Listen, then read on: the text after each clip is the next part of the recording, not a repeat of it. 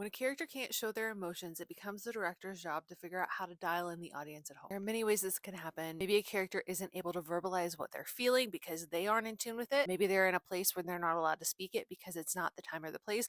Or maybe it's something where they're holding a secret and they're not allowed to show any emotion up front. I've seen a lot of the second version with Chris Briney and Conrad in Summer Return Pretty Season 3, but I would like to talk about the third version because it's been one of my favorite things about watching Doc. The pilot episode of Doc, we learned that Jake has been in a relationship with Amy for the last 5 months. This relationship is serious for him, but they haven't been able to tell anybody else in the world. Make it a point to establish Jake is a reliable character, even going so far as to hear them say they love each other for the very first time, before Amy ends up in a car crash and it removes the last 8 years of memory from her. Outwardly, we can't show Jake reacting, but we have to find a way to show how much this has actually rocked his world and how he's dealing with his inability to express any of it. In the first scene where we see him reacting to the news of this, specifically after the fact when they're kind of getting up to date with things, he's catching his girlfriend's best friend who happens to be a superior at the hospital, and she thinks that he's wanting basic information on her status update because they've been known in the past to have a mentor and mentee relationship. We as the audience know that something deeper is going on, and so at the end of that scene, you see the camera purposely shake for a bit.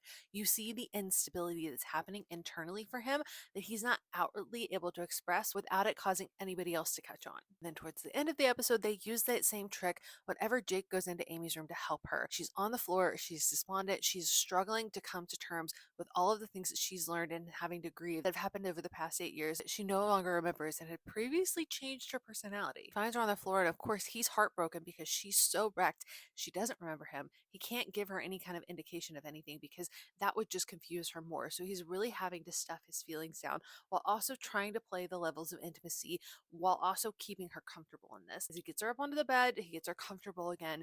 We see him trying to take in the pain and the heartbreak and acknowledging everything that's happening as much as he can.